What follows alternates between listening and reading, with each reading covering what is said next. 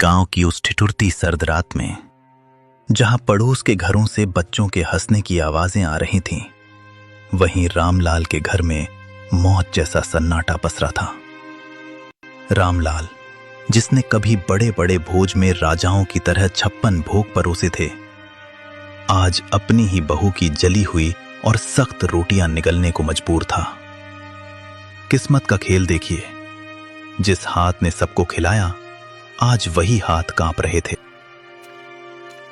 थाली को पैर से जमीन पर घसीटते हुए, लो निगल लो इसे, सारा दिन खटिया तोड़ते हो, कम से कम ये जली रोटियां तो खा ही सकते हो।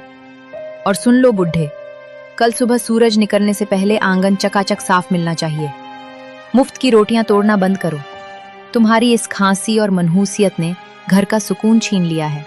बेटी, गला सूख रहा है।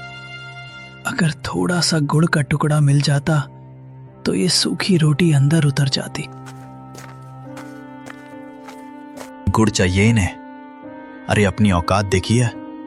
जब से मां गई है, तुम हमारे सिर पर बोझ बन गए हो। सच तो यह है कि तुम्हें भी मां के साथ ही चले जाना चाहिए था। अब यहां हमारे टुकड़ों पर पल रहे हो, और नखरे ऐसे जैसे अभी भी किसी रियासत के रसोइये हों। बेटा, जिस दिन तू पैदा हुआ था, उस दिन मैंने पूरे गांव को घी के लड्डू खिलाए थे। तुझे अपनी हथेलियों पर छांव देकर बड़ा किया। क्या यही दिन देखने के लिए मैंने तुझे काबिल बनाया था? तभी 7 साल का पोता गोलू दौड़ता हुआ आता है और रामलाल के गले लग जाता है। उसकी आंखों में गुस्सा और दुख दोनों हैं। पापा, आप दादाजी को ऐसे क्यों बोल रहे हो? जब मुझे डर लगता है तो यही दादाजी मुझे अपनी गोदी में सुलाते हैं। माँ, आपने इन्हें जली हुई रोटी क्यों दी? क्या आप मुझे भी बड़े होकर ऐसी ही रोटी दोगी? चुप कर गोलू, तू नहीं जानता, ये बूढ़े लोग सिर्फ परेशानी बढ़ाते हैं। जा अपने कमरे में। नहीं जाऊंगा। पापा, दादाजी बोझ नहीं है, ये तो हमारे घर का आशीर्वाद है।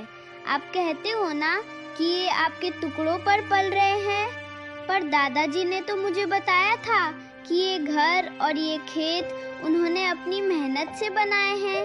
फिर ये आपके टुकड़े कैसे हुए? गोलू, तू छोटा है, बड़ों के बीच मत बोल। रामलाल का दर्द तो फिर भी खुले आसमान के नीचे था, जिसे हवाएं सहला देती थीं। पर नेकी राम की सिसकियां उन 4 दीवारों के पीछे दम तोड़ रही थीं, जिन्हें उसने खुद अपने पसीने से सींचा था। उसका बेटा पवन और बहू शीला ने उसे घर के पीछे एक ऐसे स्टोर रूम में फेंक दिया था, जहां कबाड़ और मकड़ी के जालों के सिवा कुछ न था। उस अंधेरी कोठरी में नेकी राम का वजूद भी उस पुराने सामान जैसा हो गया था, जिसे अब कोई छूना नहीं चाहता। शीला, उफ, कितनी सड़ांध और बदबू आती है इस काल कोठरी से। पवन, कल इस बुढ़े के बर्तन एकदम अलग कर देना। मेरे बच्चों को सख्त हिदायत है कि इनके हाथ का छुआ पानी भी ना पिएं, कहीं कोई बीमारी ना लग जाए। और हाँ, आज इन्हें रात का खाना मत देना, सजा मिलनी चाहिए इन्हें। आज गलती से इन्होंने दीवान खाने के सोफे पर हाथ रख दिया था, सारा सोफा गंदा कर दिया। बेरहमी से कमरे के अंदर झांकते हुए, बिल्कुल सही कह रही हो शीला। पिताजी, आपकी वो पुरानी डायरी और वो टूटा हुआ चश्मा मैंने आज सुबह ही कूड़े के ढेर में फेंक दिया है। अब आपको पढ़ने लिखने की क्या जरूरत? आप बस इस अंधेरे कोने में पड़े रहिए और अपनी मौत का इंतजार कीजिए। हमारी जिंदगी में दखल देना बंद कर दो।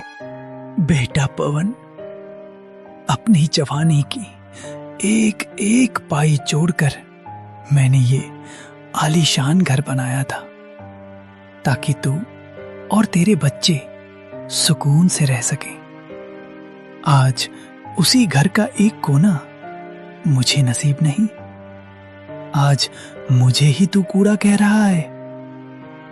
जिस चश्मे से मैं तुझे पढ़ते हुए देखता था, उसे ही फेंक दिया। तभी नेकीराम की 6 साल की पोती पिंकी चुपके से कमरे में दाखिल होती है। उसके हाथ में एक छोटी सी पानी की बोतल और अपनी टिफिन से बची